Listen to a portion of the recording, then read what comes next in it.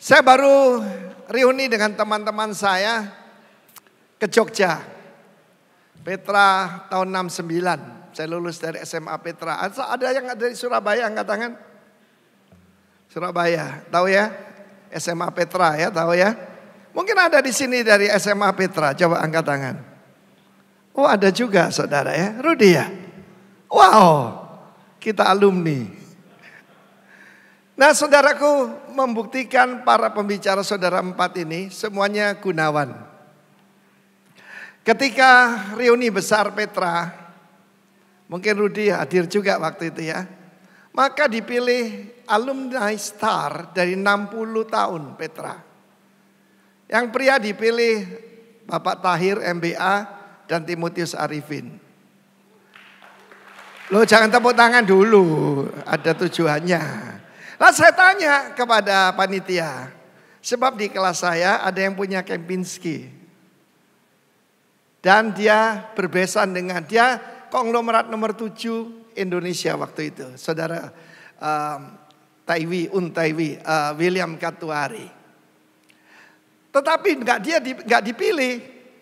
Yang dipilih yang dua ini. Kebetulan kita sama-sama tahun 69. Lalu mereka bilang gini, Pak. Yang dilihat itu dan apalagi teman kita ini berbesan dengan nomor 1 Indonesia yang kaya ya, Jarum. Lalu saya tanya, lalu mereka jawab gini, Pak, kita nilai itu bukan apa yang dia punya, apa yang dia kembalikan. Bapak ini memang pendeta dari kota kecil tapi Bapak ini mengabdi.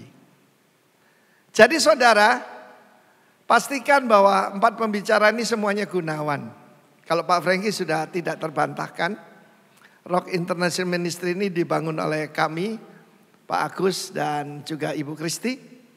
Yang dua ini, ya, Pak Anton dan Pak Anto ini, pada waktu pandemi, mereka biasanya berguna, jadi sangat berguna. Jadi mereka ini namanya Ferry Gunawan. Tepuk tangan bagi Allah kita. Oke, saudara, waktu saya sampai di Jogja diajak ke mana? Keraton Jogja. Dan saya tahu ada sesuatu yang masalah di sana. Karena Sultan Hamengkubuwono ke-10 tidak punya putra, cuma punya 4 putri. Bisa putri jadi raja?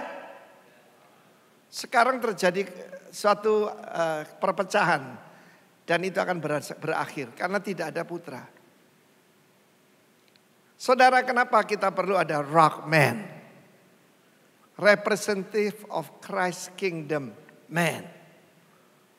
Saya pernah cerita ini dan cerita ini sungguh tercatat dalam sejarah. Kekaisaran Seruni, kekaisaran Jepang, simbolnya kan seruni, itu hampir-hampir musnah.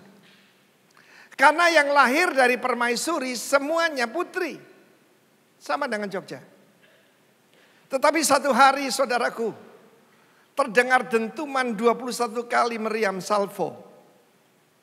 Karena saudaraku, menteri yang telah melihat yang lahir itu ya punya daging kecil seginilah. Dan dia berkata kepada Kaisar Hirohito, yang mulia, kami telah melihat ada tanda kemuliaan. Dan semua bersuka cita dentuman meriam 21 kali. Pertanyaannya, sekarang kok jadi kemaluan ya? Manusia diciptakan untuk kemuliaan. Coba berdiri. Kasih tahu, saya punya tanda kemuliaan. Kamu punya enggak? Tanya. Punyamu kemaluan atau kemuliaan? Tanya. Rockman. Hua itu Tuhan. Hu itu Tuhan ya.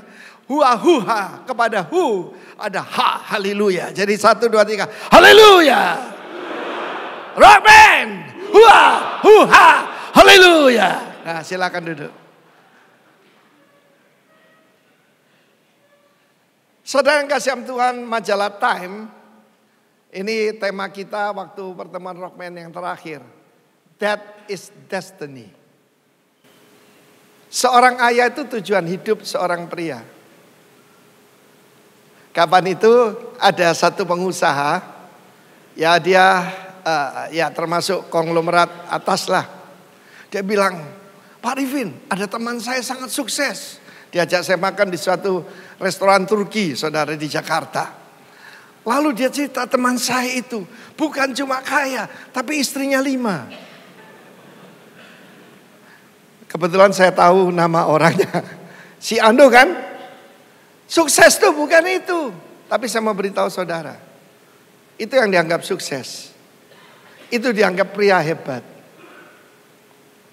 Maka saudaraku, kalau kita ngajar sama dengan Tuhan doh, I'm God. There's no other God beside me. Dan dia berkata, aku memulai permulaan daripada akhir. I start from the end. From the beginning. Kalau saudara nggak tahu untuk apa saudara diciptakan, you don't know your purpose, tujuan hidup, kamu akan keliru. Satu hari ada seorang pemuda, dia memang playboy di gereja itu, belum bertobat. Dia bilang kepada pendetanya, oh saya gituin dia, satu gitu. I'm a male, I'm a show, I'm a male. Kalau saya jadi gembalanya gimana? Gembalanya jawab baik sekali, yes, you are a male, but you are not an animal. Animal apa? Animal. Dalam Kejadian pasal 1, 26-28, Tuhan menciptakan umat manusia. Dan di situ dikatakan pertama ciptakan adalah seorang pria menurut rupa dan gambar Allah. Supaya mereka, bukan supaya dia, supaya mereka, Adam dan istrinya berbuah berlipat ganda, memenuhi bumi, berkuasa dan menaklukkan dan berkuasa. Jadi pertama keserupaan, katakan keserupaan. Yang kedua baru kekuatan. Keserupaan baru kekuasaan. Jangan terbalik saudaraku. God is holy. God is good. God is mighty. And God is worthy. Saudara, saya ciptakan seperti Allah. Satu hari ada seorang pengkhotbah sedang mencari ide untuk khotbahnya. Tidak gampang saudara. Ada tukang kritik di Surabaya ini, bukan di sini. Semua pengkhotbah dia kritik.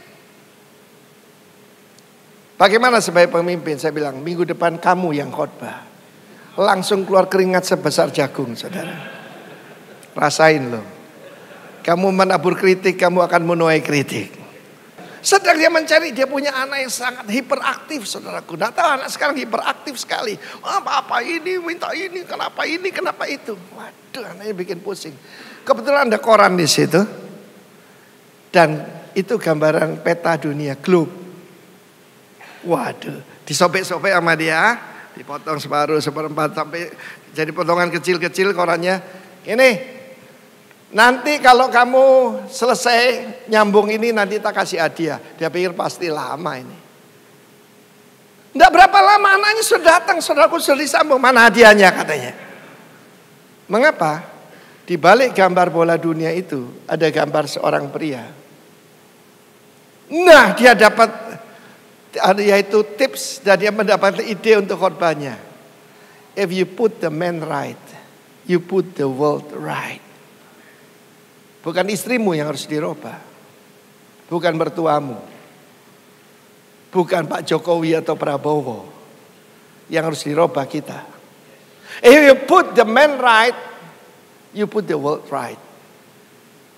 Itu satu tema khotbah yang bagus sekali, bukan? Dengan cepat anaknya bisa, karena itu wajah seorang pria. Anak ini kan belum mengerti ilmu bumi yang begitu ya. Tetapi dengan cepat dia selesaikan. Semua masalah di dalam dunia ini, sekali lagi, itu fatherlessness. Ketidakadanya seorang bapak. Ada bapak yang baik, ada macam-macam bapak kan. Tapi ada juga bapak yang jarum super. Apa itu? Jarang di rumah suka, jangan kau menunjuk aku, jangan. Karena anakku banyak. istriku satu. Amin. Ada juga bapak yang abusive. Ya, suka menganiaya. Ada juga bapak yang pasif. Ada seorang pemuda dari Solo dan dia gay. Saya tanya, bapakmu gimana? Bapak itu baik pak, tapi sangat pasif. Tidak pernah ngambil inisiatif. Ibu yang jadi kepala keluarga. Dengan segala hormat pada semua wanita dan single mother, kamu tidak bisa jadi suami. That is destiny. Ada macam-macam. Absentee father, jarum super itu. Passive father. Ada lagi tuh, performance oriented father. Saya SD tunjukkan. Papa saya lihat. Oh, berhitung, membaca, bagus semua. Tapi kemudian tunjukkan ibu saya, wah saya dapat spanking. Apa? Kelakuan dan saudaraku, ya kelakuannya buruk saudara. Karakter lebih menentukan. Ibu saya adalah guru karakter saya. Nah saudaraku, mari kita belajar dari kehidupan seorang bapak yang hebat dan berguna. Kita baca kitab Filemon, pasal pertama. Memang mungkin tidak perlu dibaca semua, tapi ikuti kalau ketika saya berkhotbah. Kita baca dulu ayat pertama dan kedua. Dari Paulus, seorang hukuman karena narkoba bukan, karena Kristus Yesus. Dan dari Timotius, saudara kita. Our brother. Kepada Filemon yang kekasih. Teman sekerja kami. Our fellow laborer. Dan kepada Apphia, saudari perempuan kita. Dan kepada Arkhipus, teman seperjuangan kita. Dan kepada jemaat di rumahmu. Gereja Kolose dimulai dengan satu keluarga saja. Filmon artinya affectionate. Kalau harafiahnya the man who kiss. Ada bilang, oh itu saya. Tunggu dulu. Affectionate, pemerhati. Saudara mau berguna, jadi pemerhati. Amin. Karena pemerhati ini pasti akan membuat saudara berguna. Saya pernah diminta satu keluarga menikahkan putra putrinya. Nama anaknya ini lain, diganti oleh ibunya. Ibunya yang minta. Diganti namanya Hartawan. Dalam pembicaraan saya bilang, alangkah baiknya kalau namamu bukan Hartawan, tapi Darmawan atau Gunawan. Orang berpikir orang sukses itu hartanya banyak. Filemon adalah seorang pengusaha. Apphia artinya berbuah banyak adalah istrinya. Istrimu seperti apa? Seperti pohon korma atau pohon beringin? Tuh diam semua. Berbahagialah Mazmur 128, pria yang takut akan Allah yang sangat suka segala perintahnya. Istrimu akan jadi seperti pokok anggur. Gak mau coba Alkitab ya. Pokok anggur yang manis di tengah rumahmu. Ada banyak ibu, saudaraku nanti hari Sabtu ada seorang teman. Lah mau arisan itu 30 kali satu bulan. Jadi setiap hari saudaraku. Suaminya tidak dapat bagian. Saudara, putranya cuma satu. Tapi dikatakan fellow soldier, teman seperjuangan. Arkhipus. Saudara, dan Arkhipus ini melanjutkan bapaknya sebagai pengusaha, tetapi juga jadi pastor, yaitu di kota Kolose. Kau bisa lihat itu. Arkhipus, master of the horse. Ada kuda yang harus dikendalikan. Di mana itu? Di dalam diri kita. Saudara, kita musuhnya 3. Roh jahat, setan, dunia, dan hawa nafsu kita sendiri. Keinginan mata, keinginan daging, dan gangguan hidup. Itu kuda itu. The master of the horse. Kalau saudara menjadi pemerhati, nanti hasilnya penuh dengan buah Dan juga saudaraku, ya, the one who kisses itu adalah affectionate. Dan dia punya penguasaan diri, pasti berguna. Saya ketemu dengan banyak orang, dia bisa menguasai diri sendiri. Firman Allah mengatakan, orang yang tidak bisa menguasai diri sendiri seperti benteng yang roboh. Semua bisa masuk. Lalu kemudian saudaraku, Paulus mengajukan satu permintaan pada dia. Aku bisa memerintah kamu, tetapi aku akan memintanya. Seorang pria sejati tahu etika. Di dalam dunia ini setiap pria perlu 3 bapak. Bapak jasmani, bapak rohani, sebaiknya kalau bisa jadi 1, dan bapak sorgawi. Amin. Bapak jasmani, saudara, bapak saya tidak punya hubungan yang baik dengan ayahnya. Karena ada satu masalah, dia ada wanita lain. Ketika nenek saya, jadi ibu dari papa saya, jatuh di kamar mandi, lalu koma meninggal, bapak saya cabut pistolnya. Bapak saya punya senjata, saudara. He's a hunter. Zaman dulu, role dari pria itu gampang. Setiap hari di meja saya ada daging celeng, saudaraku, babi hutan. Bapak saya pergi ke hutan, cari uang, ibu saya yang masak. Tapi zaman sekarang tidak gampang. Berapa banyak saudara sulit dapat pekerjaan.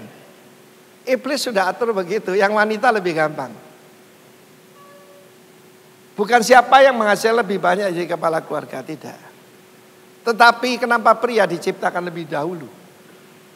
Pria punya tugas. Ya, kita lihat di sini. Bagaimana saudaraku, dia memohon. Untuk apa? Untuk seorang pria yang tidak berguna. Terada guna. Padahal namanya Gunawan. Onesimus adalah seorang hamba daripada Filemon. Zaman dulu orang jadi hamba itu karena saudaraku bayar utang.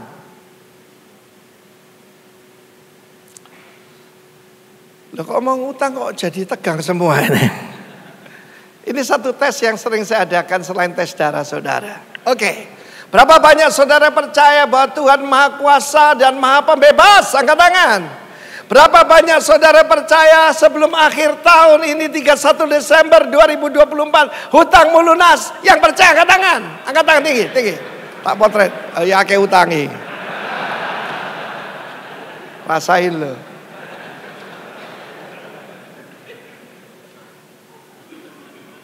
Do you still love me? Dan dia ada dalam penjara. Dia mungkin mencuri, korupsi. Dia masuk penjara. Tetapi saudaraku, dia bertemu dengan seorang bapak rohani. Saya ketemu dengan banyak pemuda. Om, boleh om peluk saya? Dan memang dia ada kecenderungan, saya lihat bisex. Sebab papa saya cuma mendendang saya, pukulin saya, gebukin saya, maki-maki saya. Dan bilang saya ini bocah yang gak ada gunanya.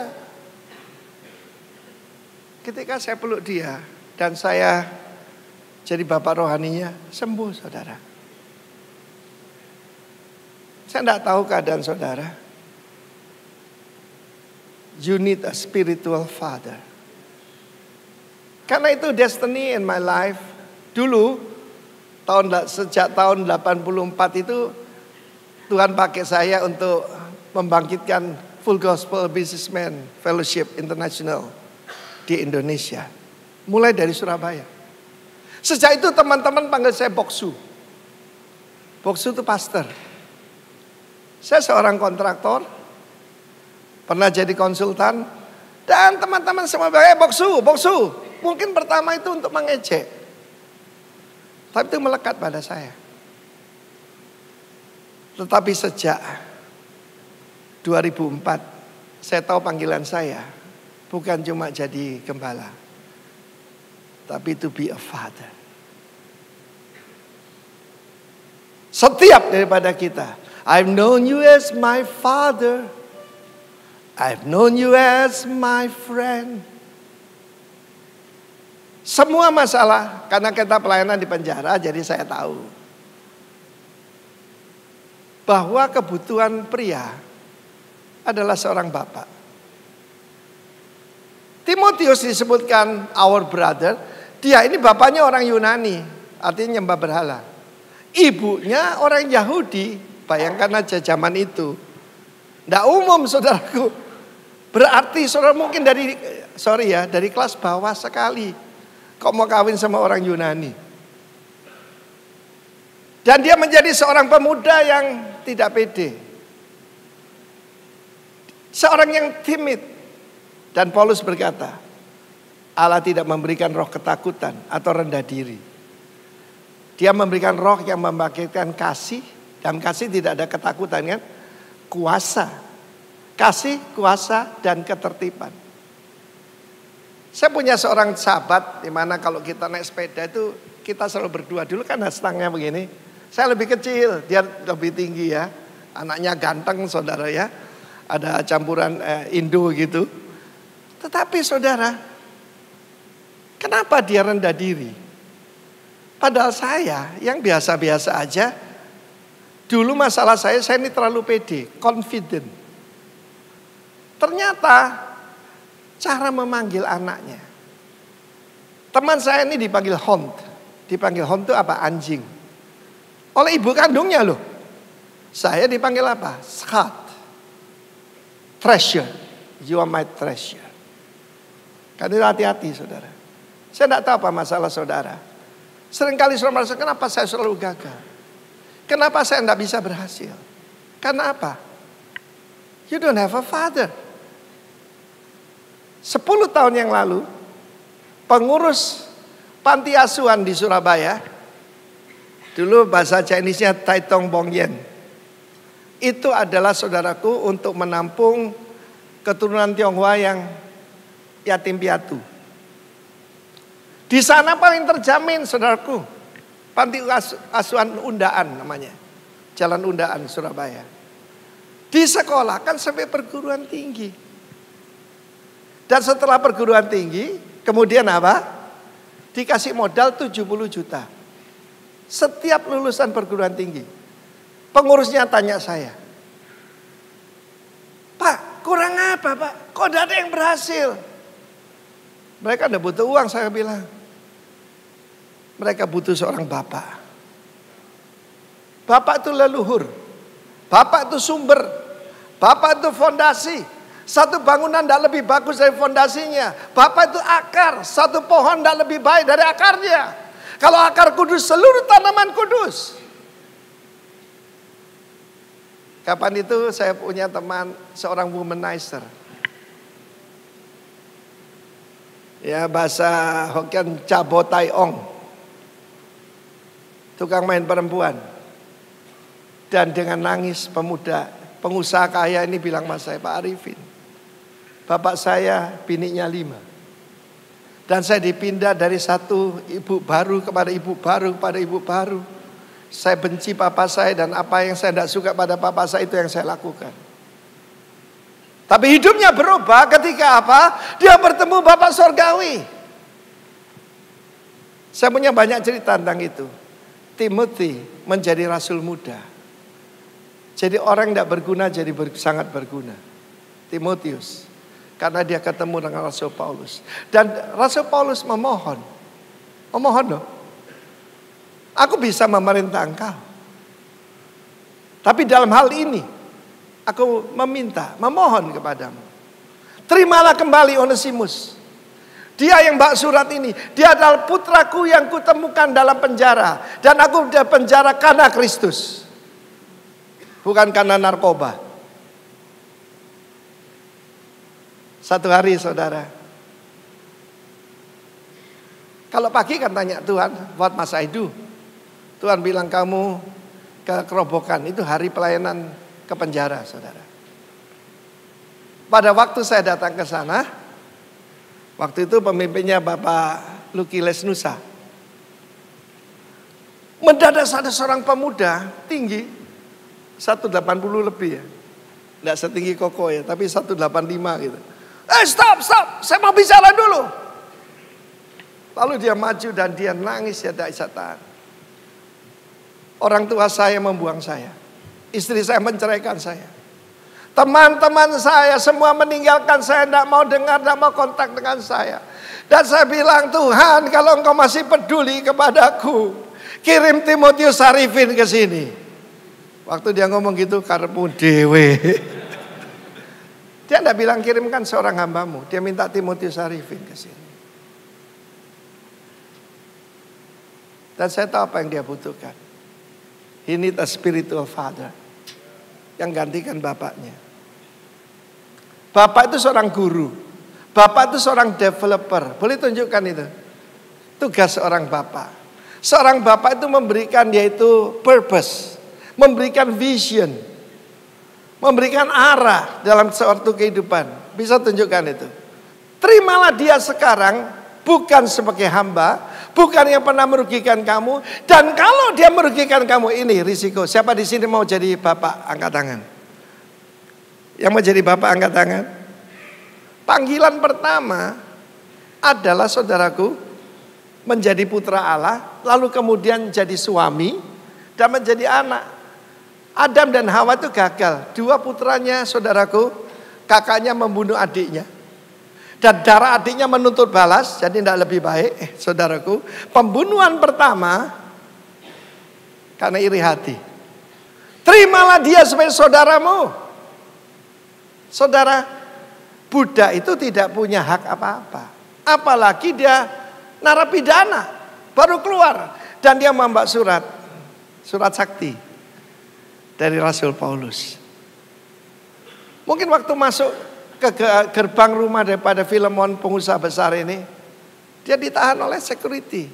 Sampaikan, ini surat dari Rasul Paulus. Pintu gerbang terbuka buat dia. Dan dia diterima sebagai saudara daripada Filemon. Kenapa kita jadi lemah? Tuhan tunjukkan Bapa itu pada kami. Itu cukup bagi kami. Saya mau tunjukkan satu ayat, betul-betul destiny. Yohanes 14 ayat 6 itu. Coba saudara ucapkan ya.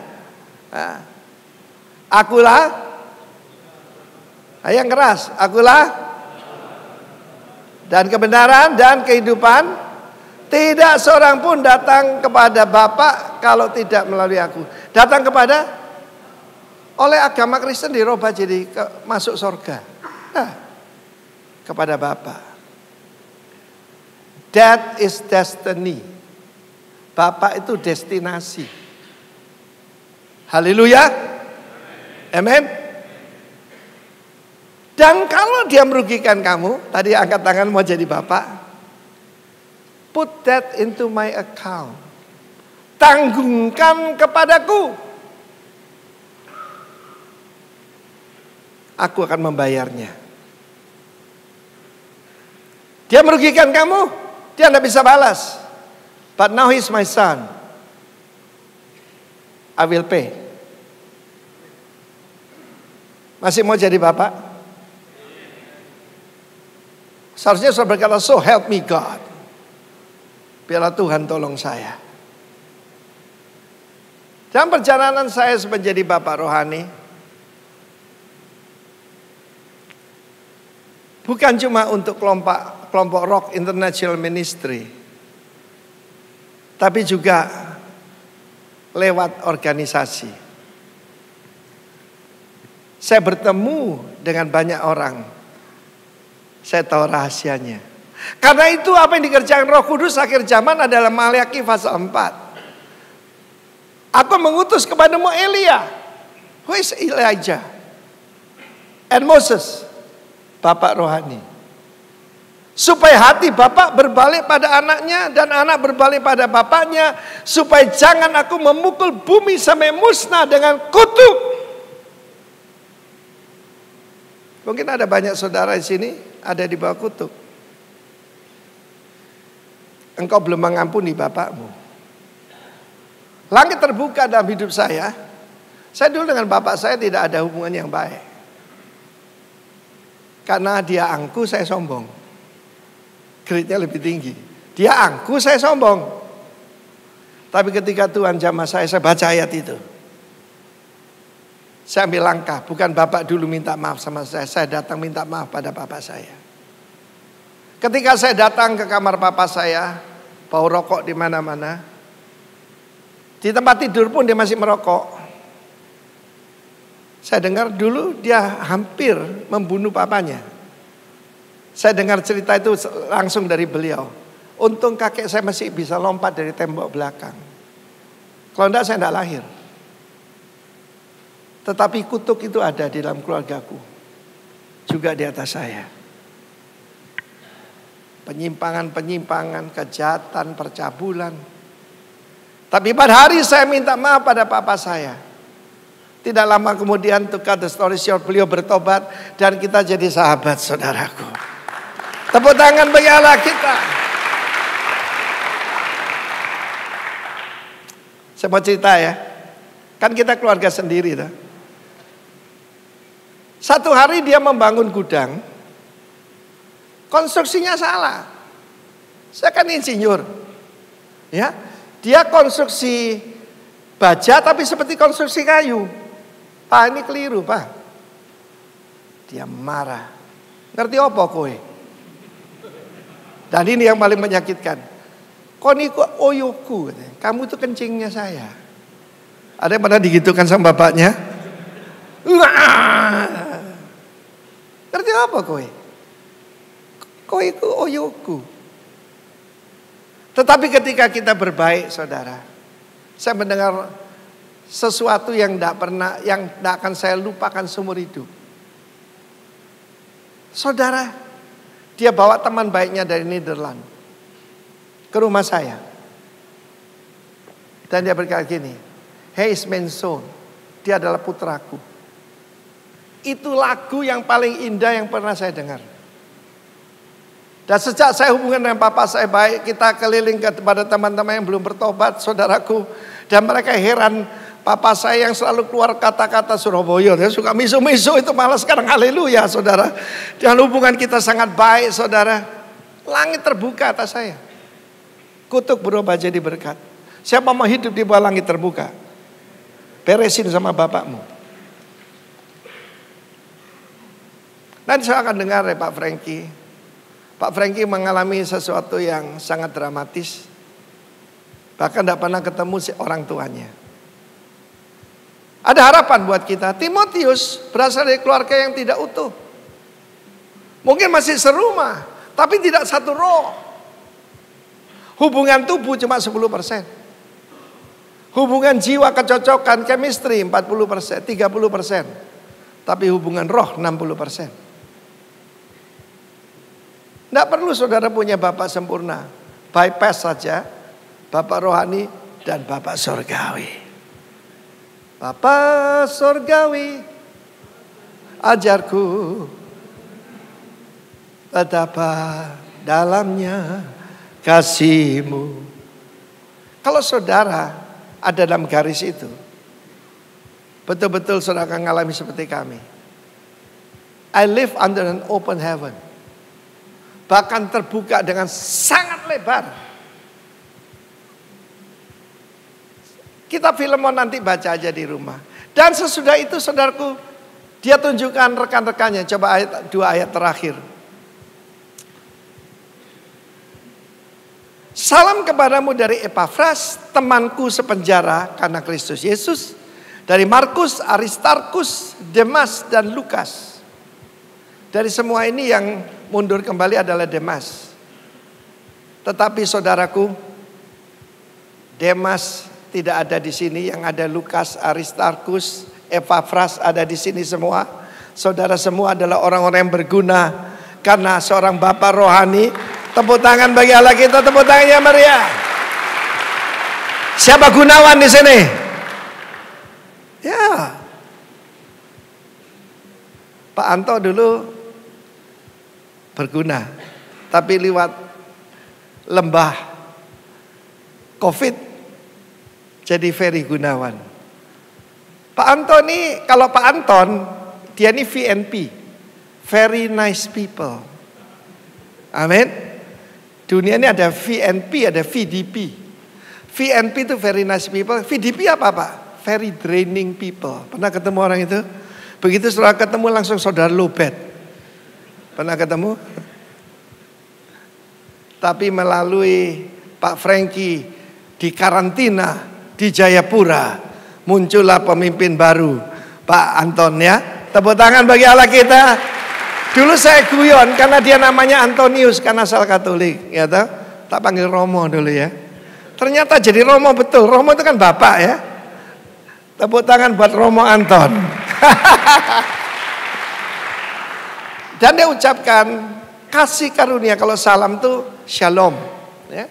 Shalom itu mengucapkan berkat. Pria sejati yang berguna itu selalu jadi berkat, mengucapkan berkat. Kemudian diberkati grace, kasih karunia Tuhan Yesus Kristus menyertai roh kamu. All the best to you from the Master Jesus Christ. Saudara, Yesus menunjukkan bagaimana Bapa itu. Di tepi Danau Galilea, kitab Yohanes yang terakhir, itu kan semua teman-temannya. Petrus, Yohanes, Yakobus, saudaraku, ya, Andrea, semua itu kan seumur dengan Yesus. Dia tanya, anak-anak, apa kamu punya lauk pauk? Affectionate, pemerhati, affectionate. Saya tutup dengan sebuah cerita. Mungkin ada yang pernah dengar, tapi ini untuk keterangan saudara. Satu hari saya sampai di kota Kinabalu. Saya berkhotbah kepada gereja Anglikan. Anglikan itu kayak Katolik begitu, tapi Inggris. Dan saya sampai di sana lewat tengah malam karena pesawatnya delay. Sampai di sana saya bertemu dengan Bishop Yong. Bishop Yong ini a fatherly figure. Dan dia berkata begini, Timothy, don't go to bed hungry. Lalu dia siapkan dia sendiri, tidak suruh pembantu. Siapkan saya teh, siapkan saya roti, kasih mentega, dikasih keju. And I tell you what, ketika saya makan roti itu basah dengan air mata saya. Saya tidak bisa menelannya. Ada satu bagian dalam hidup saya yang belum terisi. A true spiritual father. Saya tidak bisa minum teh itu sampai dingin. What happened to you, Timothy? Waktu itu saya terkena flu. Bapak ini usia 70-an, saudaraku. Ya. Dan dia bilang, tomorrow you can go to sleep while I'm driving for you 4 hours. Mulai hari itu saya janji pada diri sendiri. Ternyata berapa banyak orang seperti saya. There's a hole in your heart. There's a need in your life. A true father. Dan saya rindu itu. Ada di sini yang masih dipanggil Om. Seharusnya saudara jadi father. Pak Roni masih muda. Tapi jemaat panggil dia Babe. Caleb Hofer lebih muda lagi. Dan orang panggil dia Babe. Babe Hofer. Dan saudara semua yang ada di sini. Be a father. Dan hiduplah sesuai dengan tanda kemuliaanmu. Tuhan memberkati.